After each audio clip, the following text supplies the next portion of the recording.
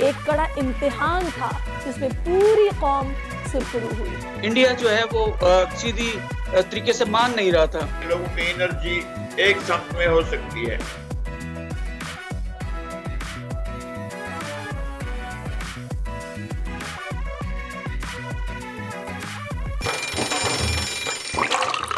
आजकल जिंदगी ही सुबह आउट ऑफ कंट्रोल है, दुनिया बोल है।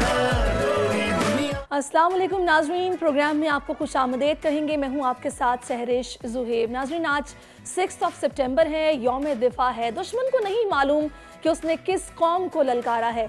जनरल अयूब खान के अल्फाज आज भी जब समातों में पढ़ते हैं तो लहू गरमा जाता है। ये अल्फाज ना सिर्फ जोश और जज्बे को उभारते हैं बल्कि ईमान और यकीन को भी ताज़ा कर देते हैं। आज भी जंग सितंबर की यादें एक अजीब कैफियत से दो चार करती हैं। जज्बात एहसासात में एक तलातुम बपा हो जाता है, खून जोश मारने लगता है और वतन से मोहब्बत की एक लहर पूरे जिस्म में रमा दमा हो जाती है। सितंबर 1965 की ये 17 रोज़ा जंग पाकिस्तान की बका और इसके वजूद के तहफ़्फ़ुज़ की एक ऐसी जंग थी जिसमें हमारी मुसल्लह अफ़वाज के एक एक फ़र्द ने जिस जुर्रत और दलेरी, अज़्म व हौसले, ईमान व यकीन और इसार व कुर्बानी का मुज़ाहरा किया, उसकी नज़ीर नहीं मिलती। ये कौम के लिए एक आजमाइश थी, एक कड़ा इम्तिहान था जिसमें पूरी कौम सुरखरू हुई।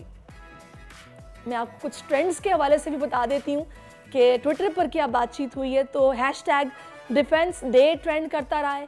पाकिस्तान का 58वां यौम दिफा सोशल मीडिया पर टॉप ट्रेंड में शामिल। और 6 सितंबर 1965 को हक और बातिल के मार्के ने साबित किया कि गयूर कौम अपनी सरहदों की हिफाजत के लिए हमा वक्त तैयार है। हज़ारों बेटों ने अपनी जानों का नजराना पेश करते हुए वतन का दिफा नाकाबिल तस्खीर बनाया। जंगी जुनून में मुब्तला भारत ने रात की तारीकी में लाहौर पर हमला किया था, जिसको पाक अफवाज ने जुर्रत और बहादुरी से दुश्मन का हमला पसपा कर दिया। इस ट्रेंड में सारिफीन यौम दिफा में कुर्बानियाँ पेश करने वालों को सलाम पेश कर रहे हैं। इस ट्रेंड में अब तक हज़ारों सारिफीन ने ट्वीट्स करके अपने अपने ख्यालात का इजहार किया है, अपने जवानों की यादों को ताज़ा किया है और उनको खराज तहसीन, खराज अक़ीदत पेश किया है। दूसरा जो ट्रेंड है वो हैशटैग अवाम का आर्मी चीफ है। अवाम का आर्मी चीफ भी ट्रेंड में शामिल है। मुआशी मुश्किलात हों या फिर अंदरूनी दहशतगर्दी के खतरात, पाक फौज के सिपह सालार हमा वक्त तैयार हैं। इस ट्रेंड में सारिफीन army chief general Asim Munir से अपनी मोहब्बत का इजहार कर रहे हैं। और इस टॉप ट्रेंड में अब तक हज़ारों सारिफीन ने ट्वीट्स किए, अपने अपने ख्यालात का इजहार किया, क्योंकि अभी रिसेंटली हमने देखा है कि जो मुलाकातें उनकी हुई हैं, जो ताजिर बरादरी है पाकिस्तान की, बड़ी ज़बरदस्त मुलाकातें हुई जिनमें यकीन दहानी कराई गई कि अब हम अपना एक रोड मैप तैयार करेंगे और इंशाअल्लाह मईशत समत की तरफ लेके जाएंगे। और बड़ी इत्मीनान बख्श मुलाकात थी ये। तो देखते हैं कि इस मुलाकात के अब कितने दूररस नताइज निकलते हैं, क्या इम्पैक्ट होता है, कि आगे आने वाले दिनों में पता चल जाएगा। आज का दिन तजदीद अहद वफा का दिन है। 14 अगस्त को पाकिस्तान बनाया गया था और 6 सितंबर को पाकिस्तान बचाया गया। पाक फौज के शेर दिल जवानों और गयूर कौम ने भारत को वो सबक सिखाया जो वो रहती दुनिया तक नहीं भूल पाएगा। इन्हीं वाक़यात की याद को ताज़ा करेंगे। अपनी इस फतह के हवाले से हम बात करेंगे। ब्रिगेडियर रिटायर्ड अहमद सईद मिन्हाज साहब, जो कि दिफाई तज्ज़ियाकार हैं, वो इस वक्त में ज्वाइन कर चुके हैं। अहमद सईद साहब, मैं चाहूँगी, ज़ाहिर है आप ज़्यादा बेहतर हालात व वाक़यात को या जियोलॉजिकल जो सिचुएशन थी उसको भी समझते हैं। फिर हमारी जो नफरी थी जब ये जंग हुई उस वक्त 1/3 से भी कम थी। दुश्मन इसके मुकाबले में अच्छी खासी फोर्स के साथ था, अच्छे खासे वेपन्स के साथ था। आपने किस तरह पढ़ा है, सुना है इस सारे वाक़यात को जो कि जुड़े हैं जंग सितंबर से? जी, बिस्मिल्लाहिर्रहमानिर्रहीम। सबसे पहले तो पूरी कौम को यौम दिफा मुबारक हो। और आज का दिन बेसिकली वो दिन है जिसमें पाकिस्तानी कौम एक सही मानों में एक कौम, एक इकाई के तौर पर दुनिया में पहचानी गई। स्पेशली जो इसकी आर्म्ड फोर्सेस थी और जो कौम थी उसके दरमियान जो एक बॉन्ड था वो सही मानों में उजागर हुआ और पता चला कि कैसे कौमें और उसकी फौजें मिलकर अपने मुल्क का दिफा करती हैं। जहाँ तक 1965 वॉर का ताल्लुक है तो मैं समझता हूँ कि ये दुनिया में इस तरह की जंगें बहुत कम हैं कि जिसमें बहादुरी की लाजवाल दास्तानें दुनिया में जो मिलिट्री हिस्ट्री है, ये जो दूसरे दीगर मिलिट्री इंस्टीट्यूशंस हैं, उसमें as a text book examples के तौर पर पढ़ाई जाती हैं। 1965 वॉर के अंदर जब ये इसको दूसरे लफ्जों में इसको दूसरी कश्मीर की जंग भी कहते हैं, बेसिकली ये जंग इस वजह से हुई थी कि कश्मीर के ऊपर जो भारतीय मौक़िफ़ था कि हम यहाँ पे प्लेबिसाइड कराएंगे, रेफरेंडम कराएंगे ताकि कश्मीरी जो मकबूजा कश्मीर के हैं वो अपने आईनी हक इस्तेमाल कर सकें और या इंडिया या पाकिस्तान के साथ जो है वो जा सकें। लेकिन आपने देखा होगा कि आर्टिकल 335A और 370 जब इंडियन कॉन्स्टिट्यूशन में लाया गया तो एक स्पेशल शनाख्त बनाई गई, लेकिन वो जो एक यूनाइटेड नेशन सिक्योरिटी काउंसिल्स की रेजोल्यूशन थी उसके मुताबिक काम नहीं हो रहा था। तो 1948 की जंग जो थी उसके बाद 65 वॉर हुई जो कि 18 साल तकरीबन पाकिस्तान की आज़ादी को हुआ था, लेकिन कश्मीर का जो मसला वो वैसे ही जारी था।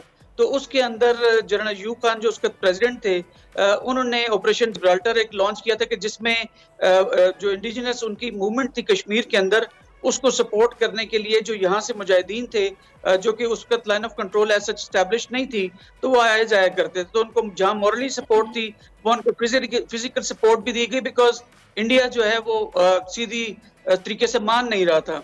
और उसके बाद ऑपरेशन जिब्राल्टर जब हुआ और उससे पहले अप्रैल 65 के अंदर पाकिस्तानी आर्म फोर्स ने रन ऑफ कच्छ के अंदर तकरीबन 800 किलोमीटर का इलाका फतह भी किया था।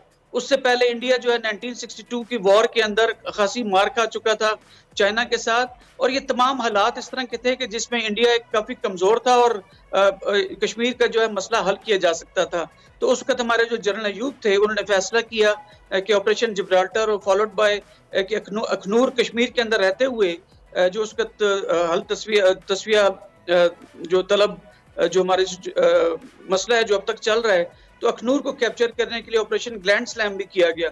अब ये तमाम जो पाकिस्तान ने एक डिस्प्यूटेड एरियाज में कार्रवाई की थी ताकि कश्मीर को के मसले को हल किया जाए।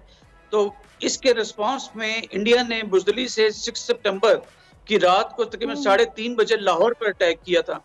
और ये जो अटैक जब उसने किया तो वो फिर सारी वो हम सब जानते हैं कि जिमखाना के अंदर कॉफ़ी पीने का प्लान करके आए थे, लेकिन वहाँ पे शेरदिल हमारे शहीद और जो पाकिस्तान आर्मी थी वो तैयार खड़ी थी और उन्होंने BRB कैनाल और उससे पहले होडियारा कैनाल जो ड्रेन थी उसके ऊपर मेजर शफकत बलोच की कंपनी ने और फिर जिस तरह राजा अजीज भट्टी ने अपने वहाँ पे अपनी कंपनी के साथ लाहौर का दिफा किया। वो जैसे मैंने पहले कहा कि वो टेक्स्ट बुक की मिसालों के तौर पर दुनिया में पढ़ाया जाता है। तो अल्हम्दुलिल्लाह 65 की वॉर हुई की। सही, बिल्कुल। अच्छा, इसमें मैं अहमद सईद साहब मैं चाहूंगी थोड़ा सा अगर आप इस पर भी रोशनी डालिएगा कि इस 65 की जंग में जो हमारी बहरिया है उसका किरदार भी बड़ा ज़बरदस्त रहा है, फिर फ़ज़ाइया का किरदार बड़ा ज़बरदस्त रहा है। MM आलम साहब जिस तरीके से हमलावर हुए, जिस तरह उन्होंने अपने तैयारे की मशीन गनों का इस्तेमाल किया, वो नाकाबिले फरामोश है। इसको आप किस तरह से देखते हैं? जी बिल्कुल, इसमें सिर्फ आर्म फोर्सेस में सिर्फ आर्मी का ही रोल नहीं था बल्कि एयरफोर्स और नेवी जो है उन्होंने ये भरपूर किरदार अदा किया और तीनों ने मिलकर दुश्मन के दांत खट्टे किए थे। आपका सवाल जो नेवी के लिहाज से पहले लेते हैं कि हमारी अब्दोस गाजी जो थी, जब ये स्क्रिमिशेस और ये बॉर्डर पे हालात जब कशीदा होना शुरू हुए थे तो हमारी अब्दोस गाजी ने इंडियंस के जितने बहरी जहाज थे और स्पेशली उनका जो एयरक्राफ्ट कैरियर था उसको अपनी बंदरगाह में बंद करके रख दिया था, बिकॉज गाजी उसको मिल नहीं रही थी और उसने तमाम जो इस तरह के उनके एसेट्स थे नेवी के उनको उसने बांध रखा था और इसलिए नेवी की तरफ से किसी किस्म की इंडियन को कोई फतह जो है या कोई लड़ाई के लिए बाहर निकल नहीं सके। उसके बाद 7 और 8 सितंबर को द्वारका के ऊपर हमारे नेवल शिप्स ने जाके फिर अटैक किया था और इंडिया को इसकी बात की फिक्र लग गई थी कि ऊपर नॉर्थ में लाहौर और कश्मीर में तो पाकिस्तानियों ने उनके दांत खट्टे कर रखे थे, तो द्वारका ऑपरेशन के जरिए साउथ में इंडियन को पकड़ लिया जाएगा। तो लिहाजा इंडियन नेवी ने बिल्कुल जीरो किरदार था, जबकि हमारी अब्दोस गाजी ने खास करके और जो हमारे फ्रिगेट्स और डिस्ट्रॉयर्स थे उन्होंने अरेबियन सी में इंडियंस की नेवी को जकड़ लिया था। जहाँ तक एयरफोर्स का ताल्लुक है तो मैं समझता हूँ कि लाजवाल दास्तान हैं दोबारा से पाकिस्तान एयरफोर्स का जो एक मर्तबा दुनिया में इस्टेब्लिश हुआ वो 1965 की वॉर की वजह से हुआ और उसमें जो मेन हमारे शोहदा थे उसमें स्क्वाड्रन लीडर सरफराज थे, स्क्वाड्रन लीडर यूनस थे और गाजी जैसे स्क्वाड्रन लीडर सज्जाद हैदर थे। अब 6 सितंबर को पठानकोट एयरबेस जहाँ से के पाकिस्तानी ट्रुप्स के ऊपर बॉम्बिंग हो रही थी, तो 6 सितंबर को स्क्वाड्रन लीडर सज्जाद हैदर ने पठानकोट के बेस को मुकम्मल तौर पर डिस्ट्रॉय किया था और ग्राउंड पे खड़े हुए 10 से 15 इंडियन जहाज में उनको तबाह किया था। उससे पहले ऑपरेशन ग्रैंड स्लैम जो कि अखनूर को कैप्चर करने के लिए पाकिस्तानी आर्म्ड फोर्सेस ने सियालकोट की तरफ से हमला किया था, उसमें एमएम आलम ने वहां पे उसकी हवाई जो हमारी सरहदें हैं उसकी हिफाजत करते हुए 2 जहाज गिराए थे और उसकी उनके रिस्पांस पे उनको सितारा जुर्रत मिला था। अब इसी तरह 7 सितंबर के जब दिन आया, 6 सितंबर का जब पठानकोट में हमने खातिर खान को दबाई पहुंचाई, तो 7 सितंबर को इंडियन ने काउंटर अटैक किया था और सरगोदा के बेस पे हमलावर हुए थे, जिसमें कि दुनिया का एक वर्ल्ड रिकॉर्ड है कि स्क्वाड्रन एमएम आलम ने उस वक्त एक 30 सेकंड्स के दौरानिए के अंदर 5 इंडियन जहाज़ों को सरगोदा की फजाओं में गिराया था और उसके बाद इंडियन एयरफोर्स में किसी किस्म की कोई जान बाकी नहीं रहेगी थी कि वो आगे बिल्कुल ये नाकाबिले फरामोश। अच्छा अहमद सईद साहब, इसमें हमने ये भी देखा कि जो वाहिद शहीद थे निशाने हैदर, मेजर अजीज भट्टी शहीद, उन्होंने जिस तरीके से 110 सिपाहियों के साथ सिर्फ 10 घंटे तक उन्होंने जिस तरह दुश्मन को रोक के रखा, ये भी किसी वर्ल्ड रिकॉर्ड से कम नहीं। जी, वो 10 घंटे वाली जो स्टोरी है वो मेजर शफकत बलोच की है, जो बिल्कुल जी 7 से 8 दिन उन्होंने रोका था। तो वो तो डियारा ड्रेन के ऊपर मेजर शफकत बलोच ने रोका था। अगेन वो टेक्स्ट बुक दिफा था और उसको जनरल अयूब ने मैं सबको कहा था कि अगर आप 2 घंटे इंडियंस को रोक लें लाहौर की तरफ बढ़ते हुए तो बाकी हम लाहौर को बचा लेंगे। तो 2 घंटे के छोड़ उन्होंने 8 से 10 घंटे इंडियंस की पूरी जो बढ़ती हुई अफवाज थी, 3 डिवीजन की फोर्सेस को उनको रोका था और उनके पास ट्रुप्स थे सिर्फ 70 से 80। जहां तक मेजर राजा अजीज भट्टी का ताल्लुक है, उन्होंने बरकी के महाज पर जब एक BRB केनाल है, एक नहर है जो कि इंडिया अगर वागा की तरफ से हैं तो तकरीबन 20 किलोमीटर के बाद लाहौर की जानिब आए, तो BRB एक केनाल है उसके ऊपर उन्होंने दिफा लिया था और 10 दिन तक इंडिया की पूरी एक डिवीजन फोर्स को रोका था 120 जवानों के साथ। और उसकी वजह क्या थी कि मेजर राजा अजीज भट्टी खुद आगे बढ़ कर हमले करते थे। 8 से 10 दिन तक वो सोए नहीं थे और मैं समझता हूँ कि राजा अजीज भट्टी की लाजवाल जो कुर्बानी है, जो कि खुद एक आम गोली से वो शहीद नहीं हुए थे, टैंक का गोला उनको लगा था बिकॉज वो कंधे पर लगा था जिससे वो जख्मी हो गए थे। जी बिल्कुल ऐसी। अच्छा, मैं इसमें अहमद सईद साहब मैं जो चीज़ हम लोग पढ़ते हैं या वाकयात सुनते हैं उसमें हमारा जज्बा भी बड़ा ताज़ा हो जाता है कि आप ये देखिए कि हर शख्स उस वक्त जिम्मेदार था, हर शहरी मुजाहिद था। ये पूरे पाकिस्तानी ये जो वतन है ना, ये कौम की तरह नजर आ रहे थे। किस तरह से आपने देखा, गुलकार किया, अदाकार किया, हर एक ने अपने अपने तय इंडिविजुअली हौसला बढ़ाने के लिए अपने फौजियों का, अपने जवानों का जो किरदार अदा किया वो काबिल सताइश है, ना काबिल फरामोश है। जी, इसमें कोई शक नहीं, फौज अपनी अवाम के बगैर कुछ भी नहीं, क्योंकि फौज अवाम से है और अवाम फौज से है। उस वक्त का जो जज्बा था वो अगेन फिर मैं कहूँ कि जितनी कहानियां मैंने 1986 में कमीशन लिया था, तो 86 से लेके अब तक जब मैं पिछले साल रिटायर हुआ तो हम 65 की वॉर और 71 की वॉर में ज्यादा बहादुरी की दास्तानें हैं, लेकिन पॉलिटिकली हम कुछ मार खा गए 71 के अंदर। 65 वॉर और 71 वॉर के जो शोहदा हैं और गाजी हैं, उनकी बहादुरी की लाजवान दास्तानें पढ़ते हुए मोटिवेट होते रहे और हम इस बात पे कि अवाम हमारे साथ है और हम पीछे मुड़ के देखते थे तो अवाम बिल्कुल हमारे साथ खड़ी है।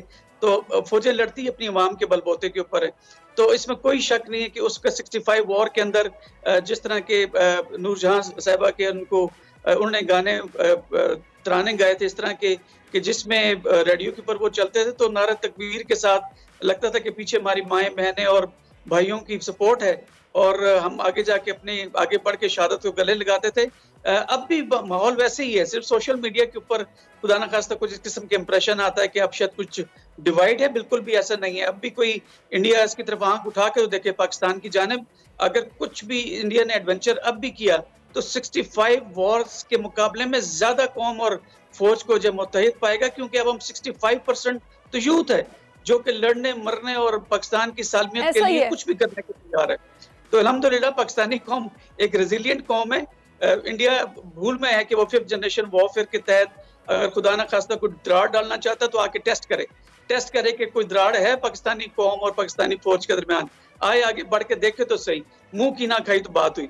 बिल्कुल आपने ठीक कहा और ये हमारा जज्बा ईमानी है कि हमारी जो फौज है उसमें शहादत का जज्बा, इसी से दुश्मन डरता है। आप देखिए ना अहमद सईद साहब कि अगर एक फैमिली में कोई शहीद होता है तो अपने दूसरे बेटे को भेजने के लिए भी माँ बाप तैयार होते हैं, फख्र महसूस करते हैं।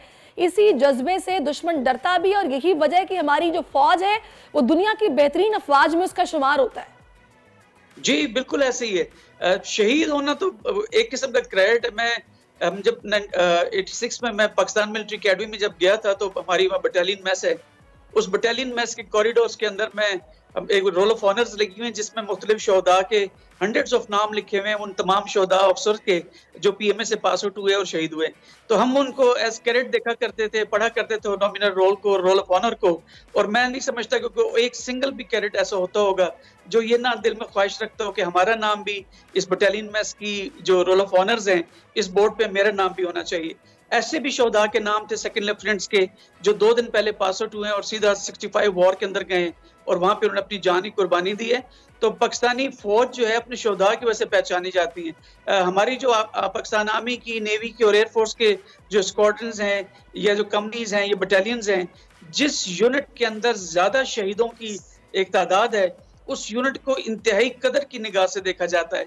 जब हम पास आउट होने लगते हैं और हमें यूनिट्स की चॉइस का बोला जाता है पाकिस्तान मिलिट्री अकेडमी में, तो कैडेट्स का ख्वाहिश होती है कि राजा अजीज भट्टी की जो है यूनिट में जाएं, मेजर शबीर शरीफ की यूनिट में जाएं, मेजर अकरम की यूनिट में जाएं।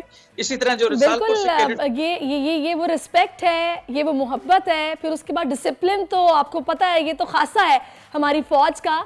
तो क्या ही बात है, अल्लाह करे इसी तरह जो हमारे जवान हैं वो अपने मुल्क की खिदमत करते रहें। और बहुत शुक्रिया आपका, आपने अपना कीमती वक्त हमें दिया और यादें बड़ी बेहतरीन आपने जो है वो शेयर की हैं जंग सितंबर के हवाले से। सितंबर का महीना आते ही 65 की बाग भारत जंग में वतन अजीज़ के दिफा की खातिर अपनी जानों के नजराने पेश करने वाले शहदा की याद भी ताज़ा हो जाती है। पाक फौज के इन बहादुर सपूतों को जिन्होंने भारत को नाको चने चबवाए, पूरी कौम उनको सलाम पेश करती है अकीदत के साथ। इसी हवाले से मजीद हम बात करेंगे। सियालकोट में चविंडा के महाज पर मौजूद है बोल न्यूज़ के नुमाइंदे नदीम अता गौरी। नदीम बताइएगा। अरे बिल्कुल, मैं इस वक्त सियालकोट में चुविंडा के महाज पर शोहदा कब्रिस्तान में मौजूद हूँ, जहाँ पर सितंबर 1965 की जंग में भारत को नाको चने चबवाकर अपना साजो सामान छोड़कर भागने पर मजबूर करने वाले वो शोहदा के मज़ारात मौजूद हैं। यहाँ पर बहुत से लोग यहाँ पर शहरी अकीदत का इजहार करते हुए और यहाँ पर दुआएं मांगते हुए नजर आ रहे हैं। मेरे साथ कुछ लोग मौजूद हैं, उनके साथ भी बात करते हैं। जी आप बताइएगा, आप क्या कहेंगी अपने हीरोज़ के हवाले से, सितंबर 1965 की जंग के हवाले से? हम यहाँ आए हैं, हम लोगों ने यहाँ पे जो शोहदा की कब्रें देखी हैं और इसके अलावा हम लोग पीछे जो म्यूज़ियम है वहाँ देख के आए हैं चीज़ें कि वहाँ जो इंडियन फ़ौजी जो अपनी जगह जो चीज़ें छोड़ के गए थे, तो पाकिस्तानी फ़ौज ने उनको जो पसपा किया था, काफ़ी मतलब पाकिस्तानी फ़ौज ने बहादुरी के साथ मुकाबला। अरे बिल्कुल, ना सिर्फ यहाँ पर शोहदा के मज़ारात पर आए हैं बल्कि यादगार शोहदा पर भी गए। वहाँ पर वो चीज़ें, टैंक देखा, तोप देखी और बहुत सी चीज़ें जो भारत के लोग छोड़कर भागे थे। कुछ और दोस्त भी मौजूद हैं, उनके साथ भी बात करते हैं। आप बताइएगा, आप क्या कहेंगे इस हवाले से? 1965 की जो लड़ाई हुई है, इसमें जिस तरह से पाकिस्तान की बहादुरी ने अपनी दास्तानें रकम की हैं और उस बहादुरी के नतीजे में जहाँ पर आज खड़े हैं ये शहीद जो हैं, ये हमारा सरमाया है, हमारे मुल्क की इज़्ज़त है, वक़ार हैं। और ये हमें पैगाम देते हैं कि जब कभी भी दुश्मन ने अपना हमारे मुल्क पर नापाक अज़ाइम के साथ हमला किया तो इन शहीदों की मानंद आपने डट जाना है, अपनी जानों की परवाह नहीं करनी। तो ये शहीद जो है, यहाँ पर आपने पाकिस्तानी कौम का जज्बा भी देखा। इन सब का यही कहना था कि पहले 1965 ही नहीं बल्कि आज भी अगर अजली दुश्मन भारत ने ऐसी कोई बहुत नदीम अता गौरी, आपने हमें यहाँ की सूरत हाल से आगाह किया। एक ब्रेक हम लेंगे, ब्रेक के बाद वापस आएंगे। Stay with us. आजकल जिंदगी ही सुबह आउट ऑफ कंट्रोल है, दुनिया बोल है। जी वेलकम बैक नाजरीन। हम जंग सितंबर के हवाले से बात कर रहे हैं और बज़ाहिर हमारे सामने इस जंग में तो भारत था, लेकिन पूरी एक आलमी ब्यूरोक्रेसी थी जिसका पाकिस्तान जिससे नबुर्दाज़मा हो रहा था, क्योंकि आशीर्वाद भारत को हासिल था उन तमाम ताकतों का जो कि आलमी ताकतें थी। लेकिन उनको ये नहीं मालूम था, उनके ख्याल में ये था कि पाकिस्तान के पास ना तो वेपन्स हैं, ना ही ये तैयारी के साथ है। लेकिन उनको ये नहीं पता कि यहाँ का हर शहरी जो कि अपने अंदर ये जज्बा रखता है अपनी वतन के लिए जान देने का, वो जज्बा जब उन्होंने देखा तो वो अपने जूते छोड़कर भागने पर मजबूर हो गए। तो जंग सितंबर की यादें हम ताज़ा कर रहे हैं, अपने हीरोज़ की यादें हम ताज़ा कर रहे हैं। इस वक्त लाहौर से फातिमा शराजी में ज्वाइन कर चुकी हैं। फातिमा बताइएगा, लाहौर में डिफेंस डे के हवाले से कहाँ कहाँ तकरीबात हो रही हैं, किस तरह मनाया जा रहा है यौम दिफा?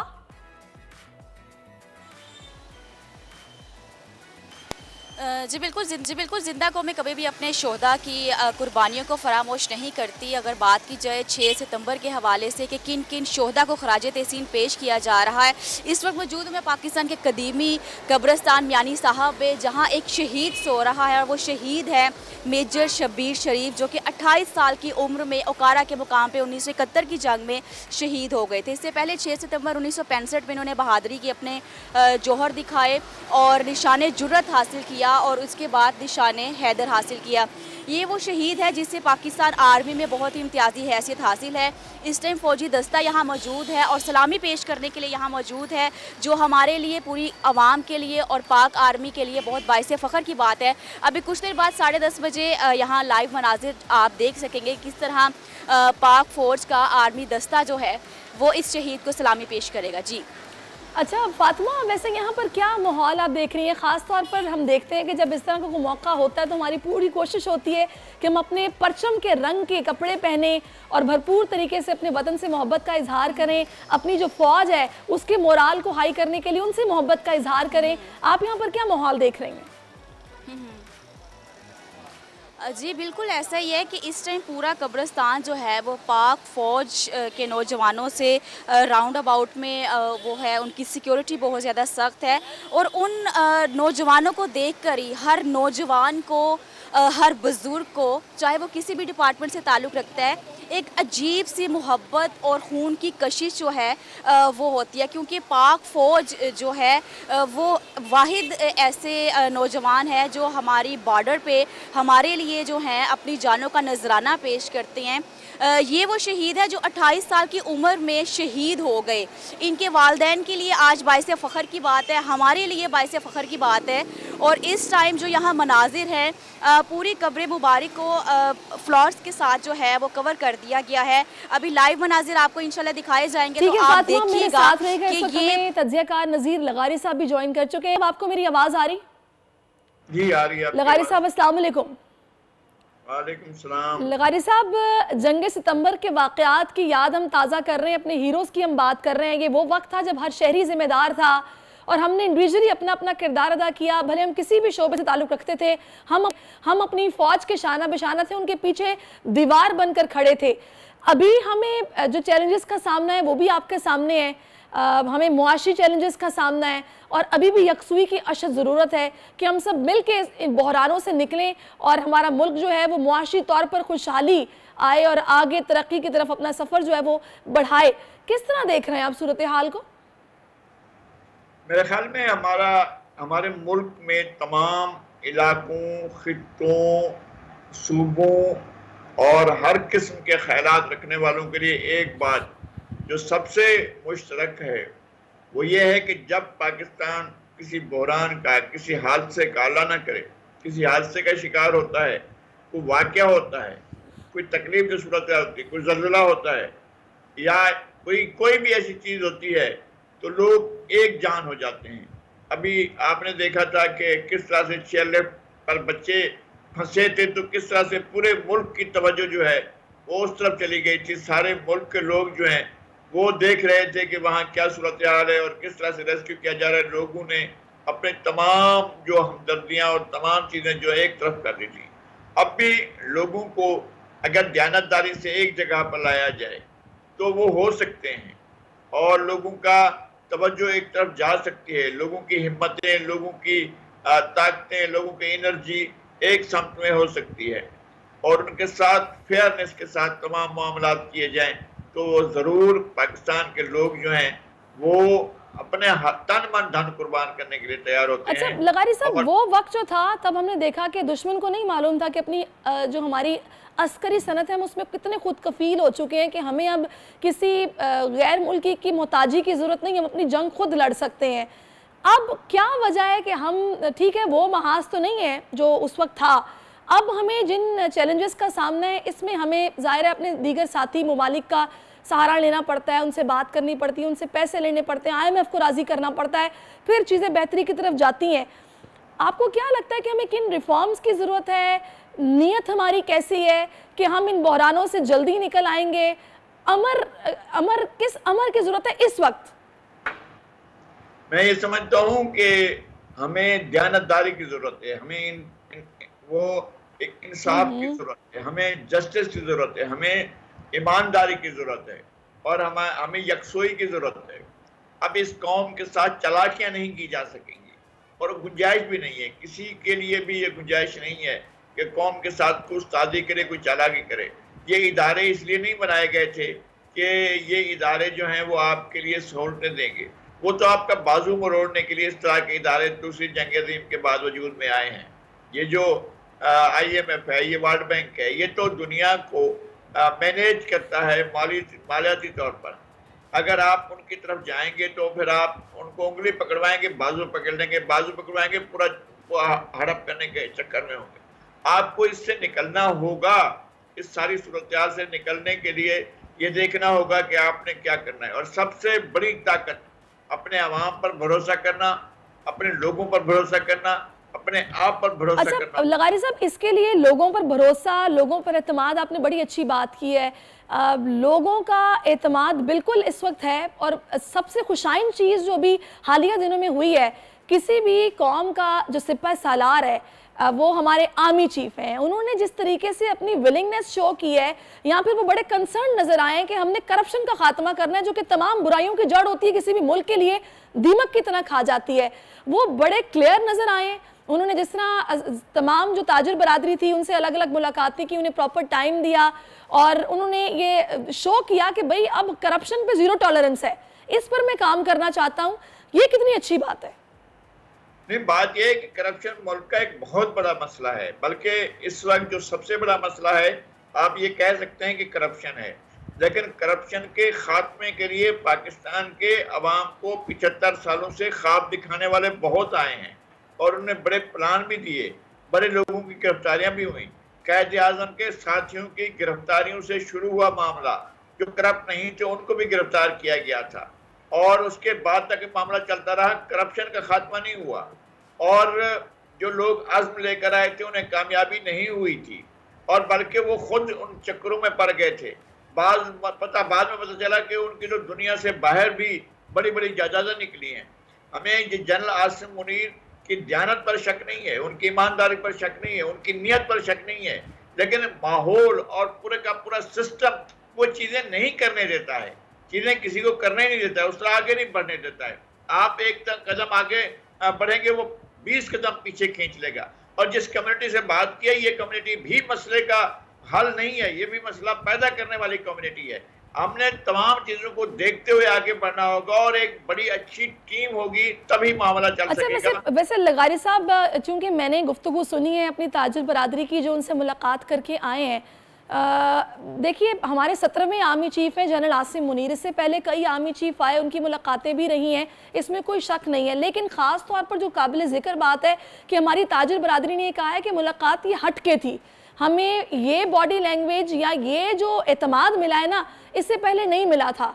तो ये इसकी सिग्निफिकेंस आप क्या देख रहे हैं? मैंने सुना है, मैंने ये सारी बातें सुनी हैं, ताजिरों की भी बातें सुनी हैं, मैंने इनके सारी गुफ्तगू को भी सुना है, मैंने इनके साथ टॉक शो में बैठा हूँ। लेकिन यही बातें जो हैं वो इमरान खान के बारे में कर चुके हैं, यही बातें वो नवाज शरीफ के बारे में कर चुके हैं, यही बातें जनरल बाजवा के बारे में कर चुके हैं, यही बातें वो करते हैं और फिर उसके बाद इनके साथ भी कर रहे हैं। इनको अपनी नीयत को जिस तरह ठीक है इसी तरह ठीक रखते हुए अपने समताय करनी होगी। लगारी साहब, आपने बिल्कुल ठीक कहा कि ताजिरों की मुलाकातें से पहले भी रही हैं, ये बातें हुई हैं, लेकिन मुझे ये बात चूँकि बड़ी सीरियस भी लगी है और ये बड़ा एक सीरियस कंसर्न था भी कि हमारे मुल्क से सरमायाकारी जा रही थी, हमारे ताजिर अपना अपना कारोबार बंद करके यहाँ से जाने का सोच रहे हैं और डॉलर जो कि बेलगाम हो चुका है उसकी वजह से परेशान थे।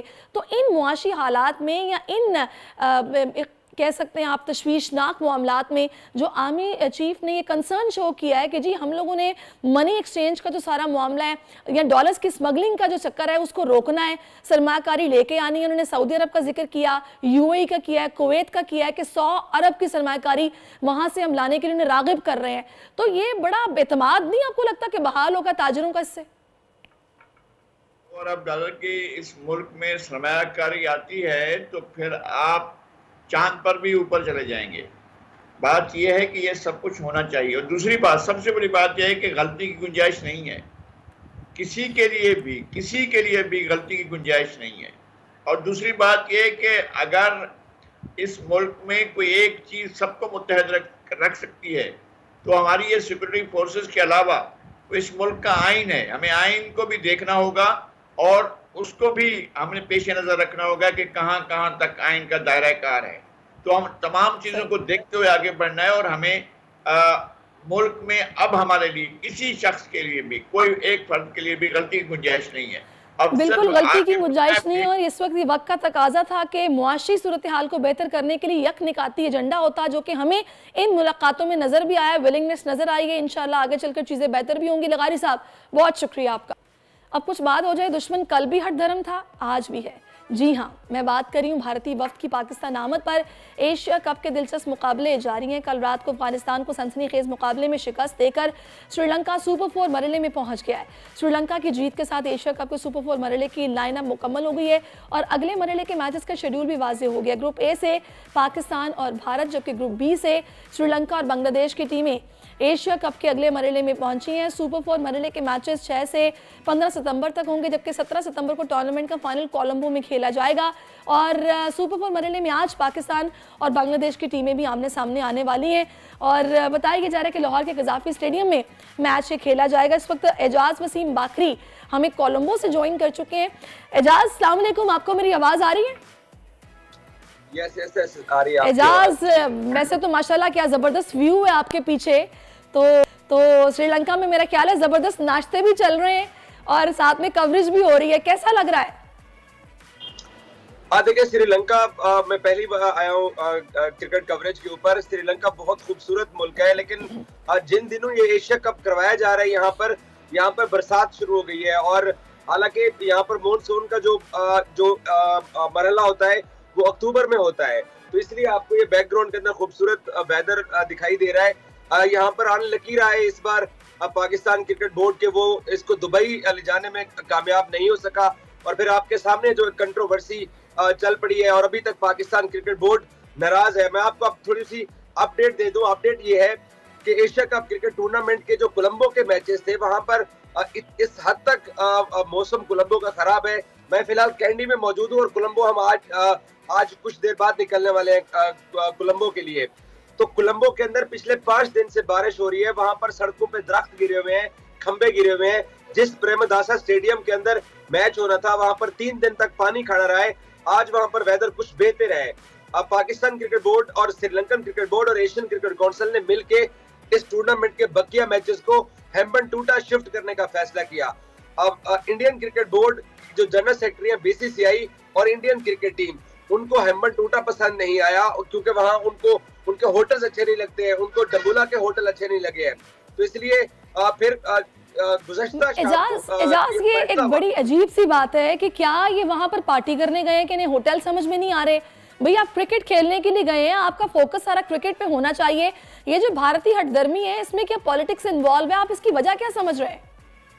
नो, इस बार पॉलिटिक्स इन्वॉल्व नहीं है, इस बार डर इन्वॉल्व है। और ये बात यहाँ इंडिया के तकरीबन कुछ 60-70 जर्नलिस्ट ट्रैवल कर रहे हैं इस एशिया कप में, जो हमारे साथ मीडिया सेंटर में बैठे होते हैं। इंडियन क्रिकेट टीम को डर ये है कि वो वर्ल्ड कप से पहले पाकिस्तान के सामने एक्सपोज नहीं होना चाहते हैं। इसलिए एशिया कप को हेम्बनटोटा की बजाय फिर से कोलंबो में करवाने का फैसला किया गया है ताकि मैचेस ना मुकम्मल हो। और ये बात सच है, कल भी बहुत सारे इंडियन जर्नलिस्ट के साथ बात हुई है। ऐसा नहीं है कि मैं पाकिस्तानी क्रिकेट टीम का फैन हूं या पाकिस्तानी जर्नलिस्ट हूं तो मैं बात कर रहा हूं, ये हकीकत है। अच्छा एजाज, मुझे समझ नहीं आई कि जब यही होना था तो ये भारतीय वफ्द क्या यहाँ एंजॉय करने आया था पाकिस्तान? मेहमान नवाजी कि उनकी की जाए? देखिए, पहले मैं आपको ये जो कोलंबो के अंदर मैचेस की जो जिद भारत ने किया है वो मैं आपको बता दूं। बेसिकली वर्ल्ड कप इंडिया में होने जा रहा है, तकरीबन 15-20 दिन बाद वर्ल्ड कप एशिया कप के बाद शुरू होगा। इंडियन क्रिकेट टीम और उनकी टीम मैनेजमेंट और जय शाह वो नहीं चाहते हैं कि इंडियन क्रिकेट टीम एक्सपोज हो। पाकिस्तान के खिलाफ उनकी बैटिंग एक्सपोज हुई, जहां पर 63 रन के ऊपर उनके 4 आउट हो गए और उसके बाद भी पाकिस्तान ने उनको पूरे 50 ओवर नहीं खेलने दिए। नेपाल के खिलाफ इंडिया की बॉलिंग एक्सपोज हुई है यहाँ कैंडी के अंदर, जहां नेपाल जैसी कमजोर टीम ने उनके खिलाफ 230 रन स्कोर किए हैं। और ये मैं आपको पाकिस्तान क्रिकेट टीम के जो लड़के हैं या जो पाकिस्तान क्रिकेट बोर्ड है, उनको भी यही मालूम है कि इंडिया चाहता है कि एशिया कप के मैचेस बारिश की नजर हो ना। आजकल जिंदगी ही सुबह आउट ऑफ कंट्रोल है, दुनिया बोल है। तो इस वक्त मैं मौजूद हूँ PNS यरमूक पर और यहाँ पर ऑन बोर्ड हूँ। दिन रात यहाँ पर कैसे काम होता है, हमारे ऑफिसर्स यहाँ पर किस तरह अपनी ड्यूटी सर अंजाम देते हैं, कितना मुश्किल होता है, ये आज सब कुछ जानने की कोशिश करेंगे। और दूसरा, कितना अहम किरदार है PNS यरमूक का जो सिक्योरिटी है उसमें और अमूर की अंजामदही में, ये सब जानने की कोशिश करते हैं। तो आइए चलते हैं। जनाब, इस वक्त मैं PNS यरमूक पर जैसा कि आप जानते हैं मौजूद हूँ और मुझे इस वक्त ज्वाइन कर चुके हैं कमांडिंग ऑफिसर हैं PNS यरमूक के कैप्टन हारून साहब। अस्सलाम वालेकुम कैप्टन साहब। वालेकुम मैडम, कैसी हैं आप? अल्हम्दुलिल्लाह। कैप्टन साहब, सबसे पहले तो मैं चाहूँगी अपने शिप के बारे में मुझे बताइए। PNS यरमूक जी शिप है यरमूक क्लास का और it was commissioned in February 2020। It's state of the art modern craft है। यहाँ पे state of the art weapons, equipment और इसके अलावा हमारी मशीनरी है।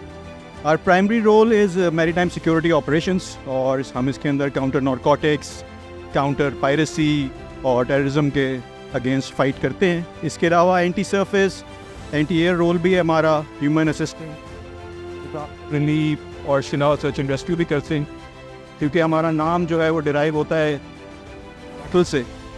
सो we symbolises bravery, dauntlessness and valour. ज़बरदस्त। अच्छा, वैसे एक बड़ा मैं आपसे पर्सनली पूछूंगी, अमूमन जब हमने कोई गाड़ी भी रखी होती है ना, तो हमारी कोशिश होती है कि जितनी एडवांस हो उसका कोई ना कोई ऐसा फीचर जरूर होता है जो हमें बड़ा अच्छा लगता है। तो आप तो माशाल्लाह रहे ही जहाज़ों में है, तो PNS यरमूक का ऐसा कौन सा फीचर है जो आपके ख्याल में सबसे ज़बरदस्त? जैसे मैंने आपको बताया, ये मैरीटाइम सिक्योरिटी ऑपरेशंस का भी है, बोर्डिंग्स वगैरह बहुत करते हैं।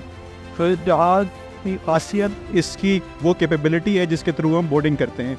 मेरे पास 3 state of the art boats हैं जो किसी भी सी स्टेट में लॉन्च होती हैं और काउंटर नारकोटिक्स हम करते हैं, ऑपरेशंस बोर्डिंग करते हैं।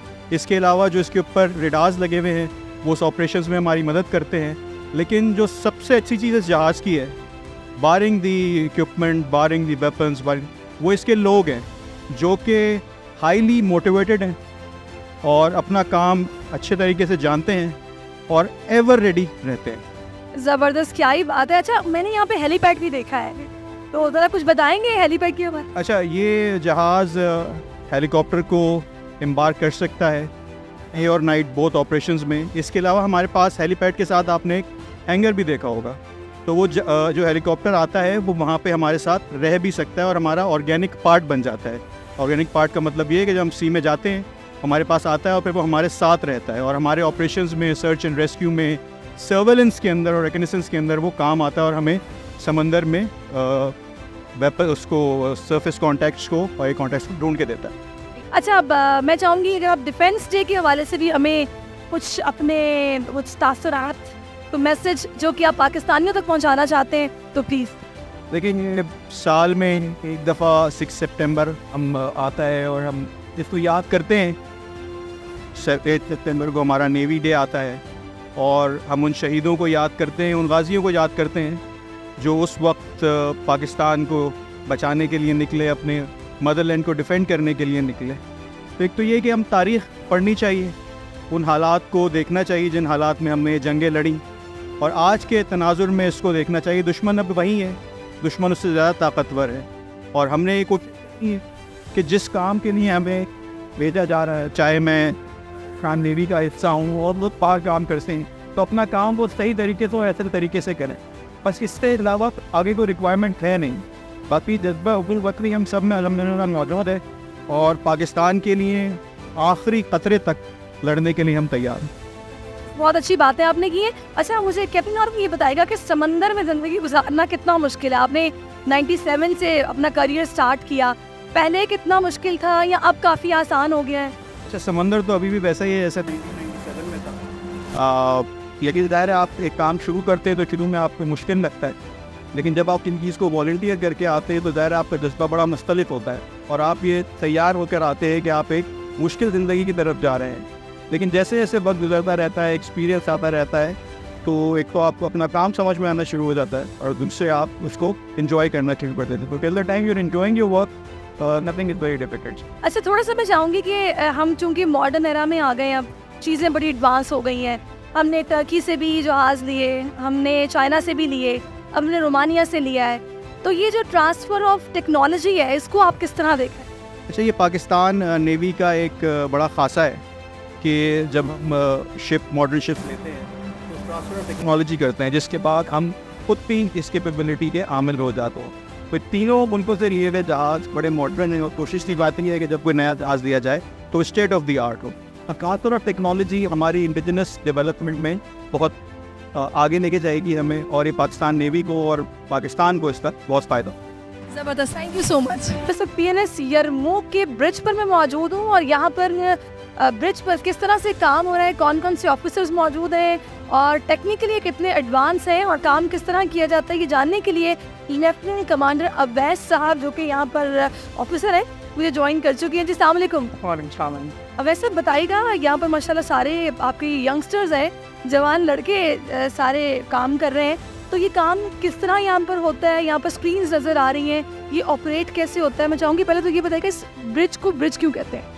Ma'am, bridge basically for your understanding in simple word it's nerve centre of the ship, जहाँ से किसी भी किस्म का ऑपरेशन जो है वो कंट्रोल होता है। जहाज़ की मूवमेंट को जो है वो कंट्रोल किया जाता है, जहाज़ की जो प्रोपल्जन है उसको भी यहाँ से ही कंट्रोल किया जाता है।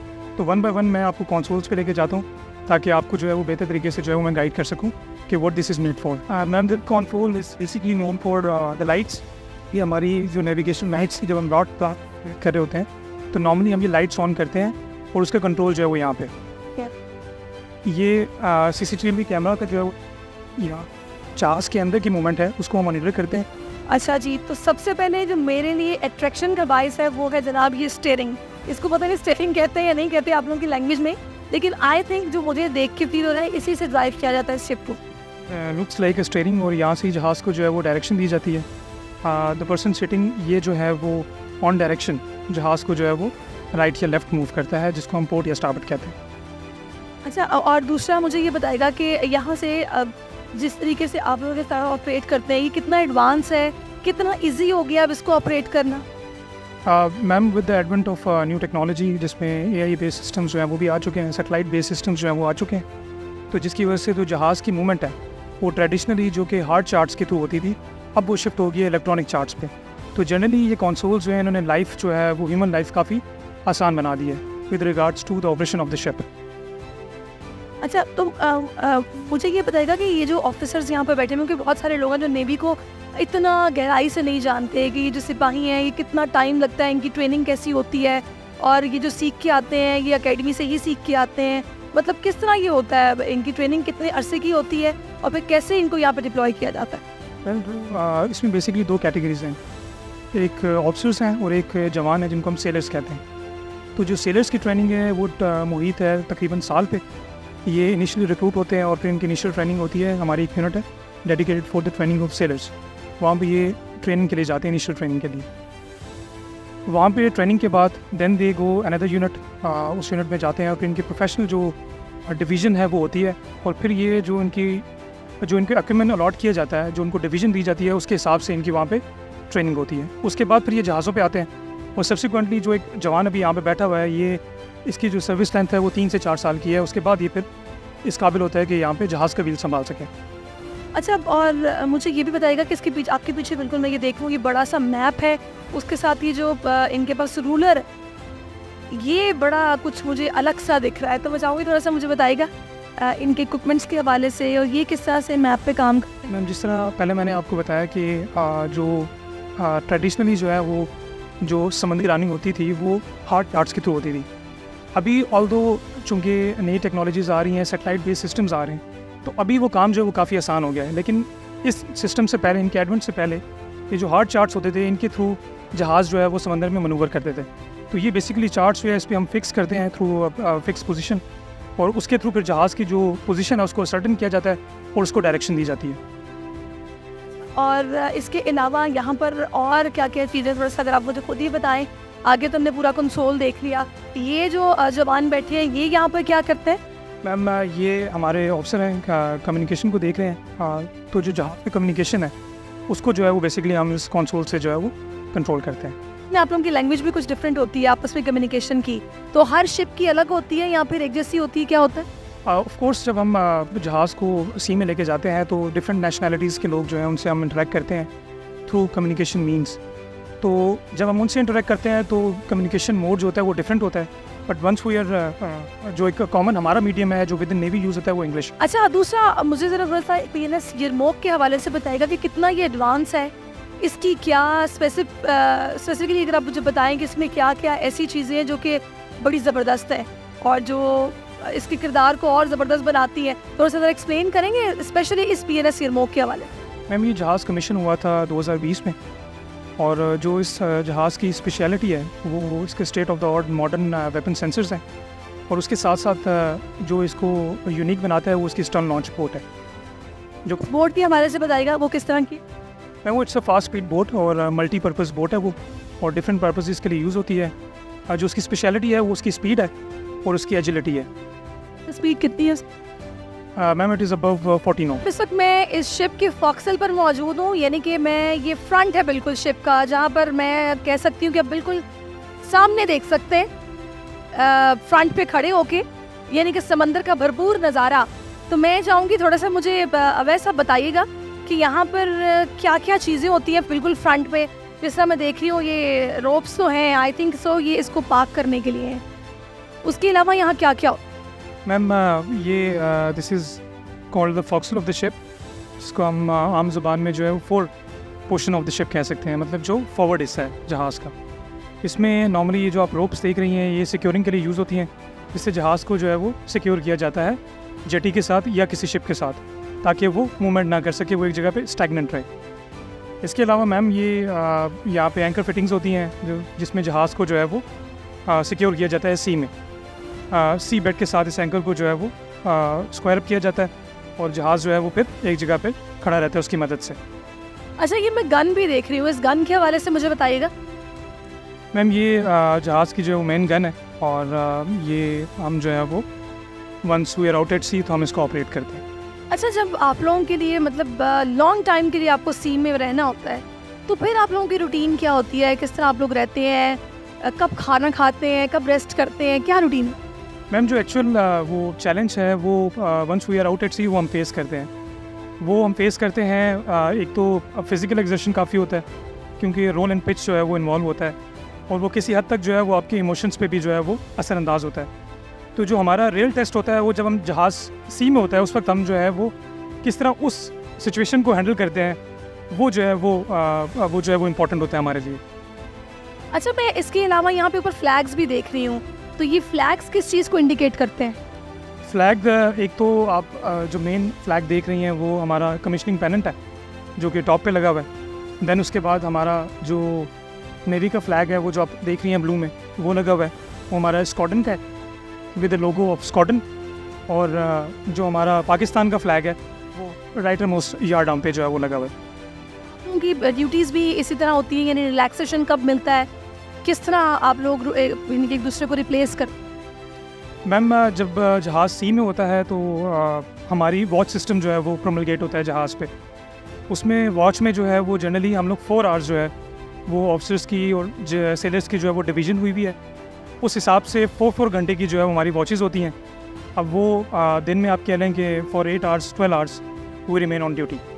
अच्छा, एक और बड़ी मज़े की बात मैं बताऊंगी नाज़रीन को कि मैंने ये सुना भी है कि शिप का खाना बहुत मज़े का होता है। तो आप लोग जब यहाँ पर शिप पर होते हैं तो क्या आप लोग किस तरह से साथ मिलके बैठ के एंजॉय करते हैं? क्योंकि ज़ाहिर है आपने बताया कि सिकनेस भी होती है, तो जब इंसान मिल के बैठे, ऑब्वियसली जब आप किसी इदारे में हो, शिप पे हो, आप एक फैमिली की तरह रहते हैं, तो क्या माहौल क्या होता है, थोड़ा सा बताएंगे?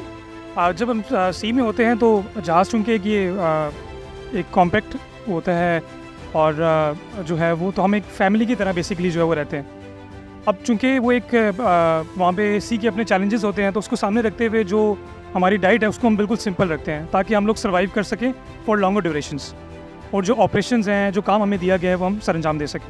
सही चले, ज़बरदस्त। यानी कि डाइट का भी आप लोगों को ख्याल रखना पड़ता है। फिर जाहिर है आप लोगों का वो स्लीपिंग साइकिल यहाँ पे जो काफ़ी कुछ मैंने ये भी सुना कि 3-3, 4-4 महीने भी आप लोग समटाइम सी में रहते हैं।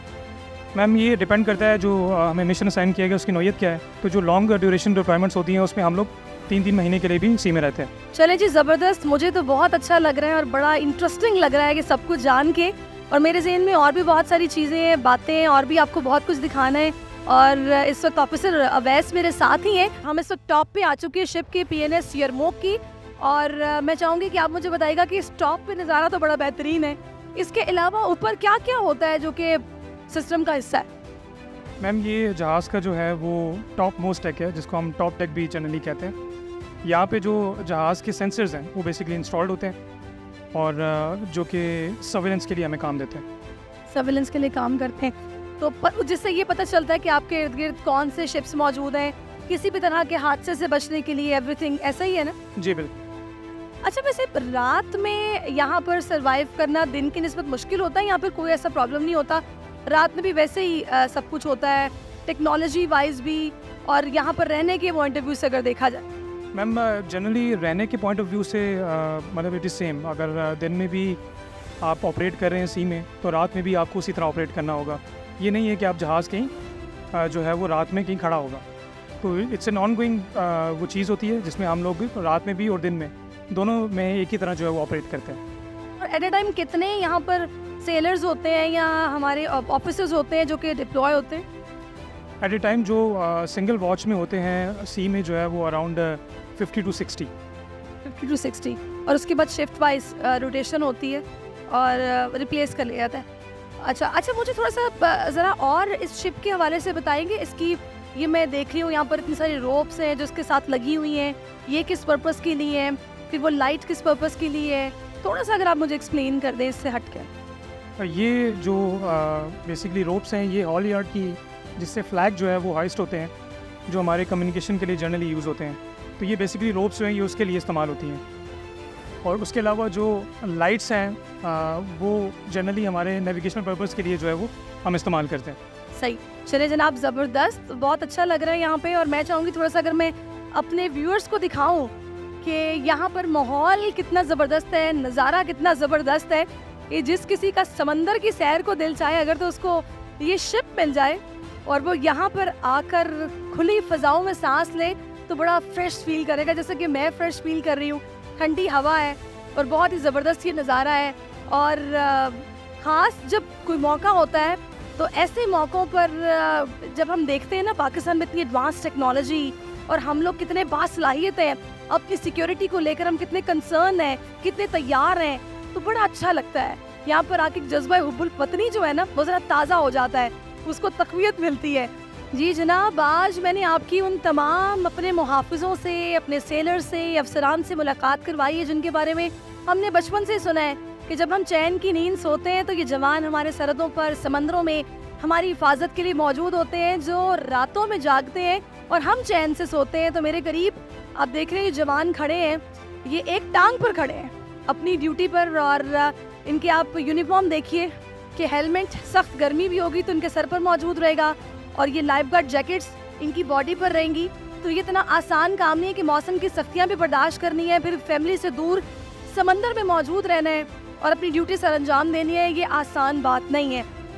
तो बड़ा अच्छा लग रहा है इन लोगों से मिलके, और मैं चाहूँगी कि मेरे साथ इस वक्त लेफ्टिनेंट कमांडर अवैस साहब मौजूद हैं। मैं उनसे पूछूँ कि ये जो हमारे जवान हैं ये बिल्कुल यहाँ पर ऐसे ही खड़े रहते हैं, 4 आवर्स के बाद इनकी भी ड्यूटी चेंज होती है? बेसिकली जो हार्बर की वॉच है वो डिफरेंट होती है सी से। हार्बर में जो है वो 24 आवर्स के लिए वॉच होती है, तो ये जवान जो है वो 24 आवर्स के लिए डिप्लॉय होते हैं और सीवर डिफेंस को जहाज़ के इंश्योर करते हैं। सही। अच्छा, और ये एट ए टाइम मतलब इस तरफ भी 3 है और उस तरफ भी 3 है, ऐसा होगा? सीवर्ड साइड पे सिर्फ इस तरफ। अच्छा, सिर्फ इस तरफ होगा, सीवर्ड साइड पे, ओके। अच्छा, इसके साथ साथ मैं चाहूँगी कि आप यौम दिफा के हवाले से भी अगर कोई मैसेज देना चाहें तो प्लीज़। यौम दिफा जो है वो हमें उन कुर्बानियों की याद दिलाता है कि जो हमारे फोर फादर्स ने जो है वो इस मुल्क को सिक्योर करने के लिए जो कुर्बानियाँ दी, और इस साथ ही साथ वो हमें इस ऐद की भी तजदीद देता है कि अगर हमें आइंदा कभी दुश्मन ने ललकारा तो हम उसको जांफशानी से अपने मुल्क की बहरी सरहदों की हिफाजत करेंगे।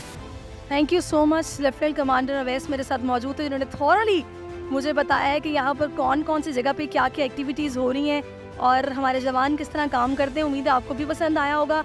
आपको भी बहुत कुछ जानने का मौका मिला होगा और आपने भी मेरे साथ इस पूरे ट्रिप को एंजॉय किया होगा। और इसके साथ ही मैं चाहूँगी मुझे इजाज़त दीजिए, अपना बहुत ख्याल रखिए, अल्लाह हाफिज़। सब्सक्राइब करें और बेल दबाएं ताकि कोई खबर रह न जाए।